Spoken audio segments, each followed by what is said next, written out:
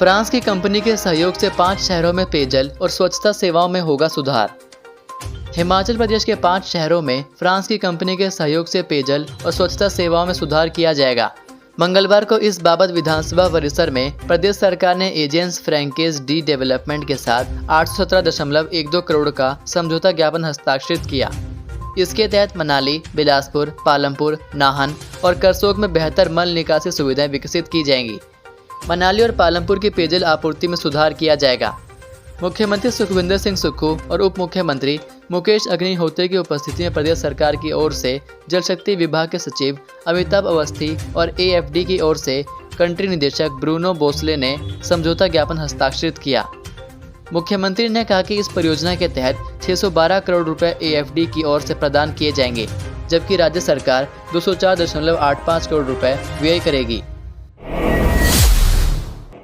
प्रदेश के ऊंचाई वाले भागों में बर्फबारी, शिमला में बारिश, 4 दिन और सताएगा मौसम।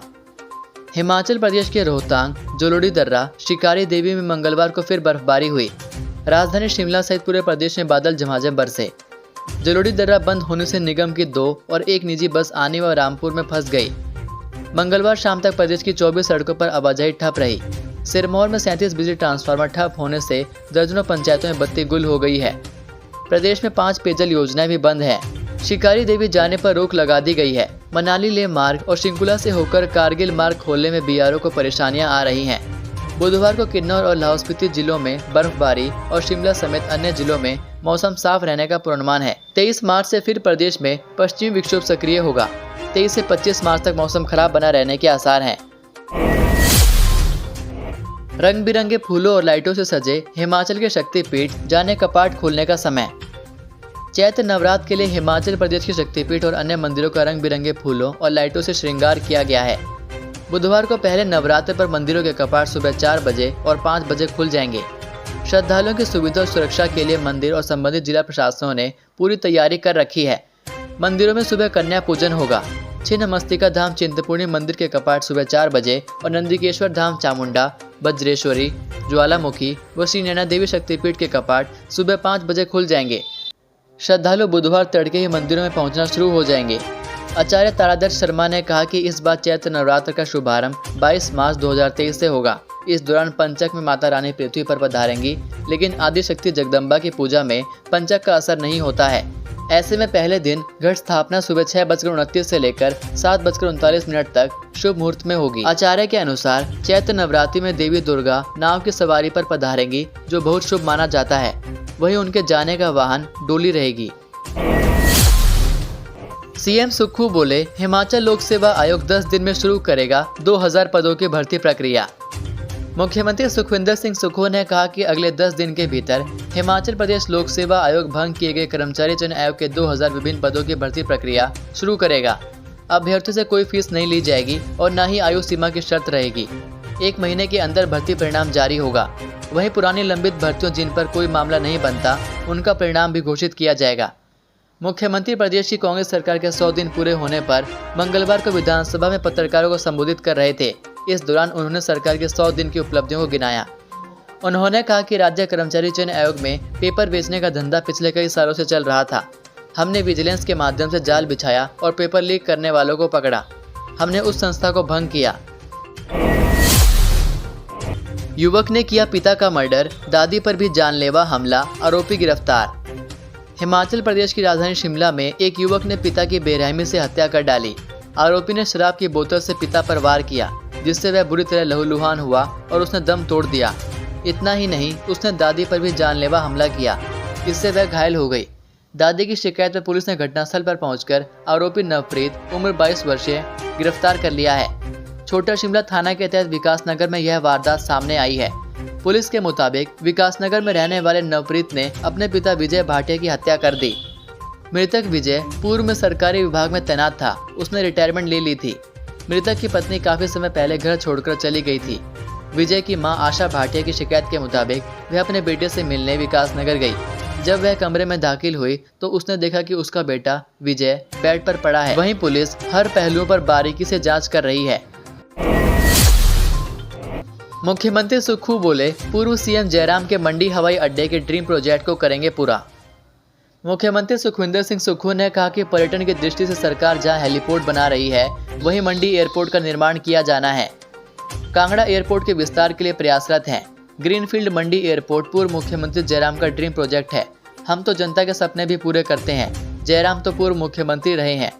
सुक्खू ने बताया कि 2,786 करोड़ रुपए ग्रीनफील्ड मंडी एयरपोर्ट के भू अधिग्रहण पर खर्च होंगे। 8,034 करोड़ की लागत से हवाई अड्डे का निर्माण प्रस्तावित है। प्रश्नकाल के दौरान भाजपा विधायक इंद्र सिंह गांधी के सवाल का जवाब देते हुए मुख्यमंत्री ने कहा कि 15वें वित्त आयोग की सिफारिश का पैसा अभी तक नहीं आया है। उन्होंने केंद्रीय वित्त मंत्री के पास इस मामले को लेकर विपक्ष से आह्वान किया। घुमारवीं के कार्तिक ने टेबल टेनिस में जीता स्वर्ण पदक। हिमाचल प्रदेश के बिलासपुर जिले के घुमारवीं के सेऊ गांव के कार्तिक ने व्हील चेयर पर मौजूदा परिस्थितियों की चुनौती को स्वीकार करते हुए राष्ट्रीय टेबल टेनिस प्रतियोगिता में गोल्ड मेडल जीता है। 14 से 17 मार्च तक मध्य प्रदेश के इंदौर में हुई UTT national para table tennis प्रतियोगिता में कार्तिक ने गोवा के प्रतिद्वंदी को शून्य के मुकाबले सीधे 3 सेटों से हराकर स्वर्ण पदक जीता। 2008 में सैनिक स्कूल सुजानपुर टिहरा में जमा 2 की शिक्षा ग्रहण करने वाले कार्तिक ने पहली ही कोशिश में 2015 एनडीए में प्रवेश पा लिया। इनका प्रवेश परीक्षा में तीसरा स्थान रहा। एयरफोर्स में बतौर पायलट चयनित कार्तिक के साथ पुणे में ट्रेनिंग के दौरान एक हादसा हो गया। हादसे ने आसमान की ऊंचाइयों को अपने कदमों से नापने वाले पायलट को व्हील चेयर पर ला दिया।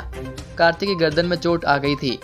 देश के नामचीन सैनिक अस्पतालों में कार्तिक का इलाज हुआ, लेकिन वह पूरी तरह ठीक नहीं हो पाए। अब कार्तिक सेऊ स्थित अपने घर पर हैं। भले ही किस्मत ने कुछ समय के लिए इन्हें हतोत्साहित किया हो, लेकिन कार्तिक के हौसले के आगे किस्मत भी नतमस्तक है। मानपुरा में पेपर मिल में आग, 60 लाख की संपत्ति जली। हिमाचल प्रदेश के सोलन जिले के मानपुरा के सिद्धि विनायक पेपर मिल में आग लगने से पूरी तरह से जल गई। आग से करीब 60 लाख की संपत्ति जलकर राख हो गई। आग लगने के कारणों का पता नहीं चल पाया है। जिस समय आग लगी, कंपनी बंद थी। जब तक फायर ब्रिगेड को सूचना मिली, कंपनी में आग फैल गई थी। फायर ब्रिगेड ने मौके पर पहुंचकर कंपनी परिसर में रखे 2 वाहन, 5 मशीनें, 1 कंप्रेसर और आधा दर्जन कागज की रीलों को बचा लिया। सोमवार को बिजली न होने से कंपनी को 2 बजे ही बंद कर दिया गया था। कंपनी के सुरक्षाकर्मी ने शेड से धुआं उठते देखा तो उसने इसकी सूचना कंपनी के संचालक निशांत शर्मा को दी। खिलाड़ियों के लिए नौकरी में बढ़ाया जाएगा कोटा, मंत्री विक्रमादित्य ने विधानसभा में दी जानकारी। युवा सेवाएं एवं खेल मंत्री विक्रमादित्य सिंह ने कहा कि खिलाड़ियों के लिए नौकरी में कोटा बढ़ाया जाएगा। प्रश्नकाल के दौरान भाजपा विधायक दीपराज के सवाल का जवाब देते हुए मंत्री विक्रमादित्य ने कहा कि अभी नौकरियां देने के लिए 3% कोटा है, इसे बढ़ाया जाएगा। प्रदेश में नई खेल नीति बनाने के लिए अन्य राज्यों के मॉडल स्टडी किए जा रहे हैं। बीते 5 वर्ष के दौरान भाजपा सरकार ने एक बार भी स्पोर्ट्स काउंसिल की बैठक आयोजित नहीं की।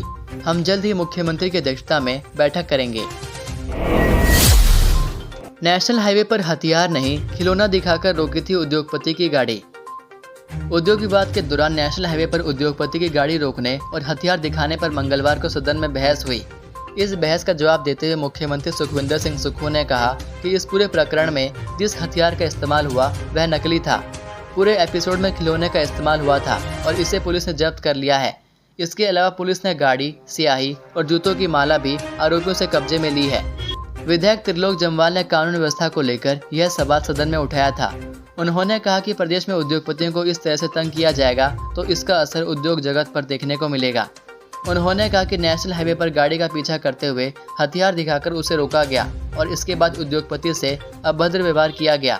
जबकि इसकी जानकारी पुलिस को दी गई तो पुलिस ने आरोपी पर कोई कड़ी कार्रवाई नहीं की।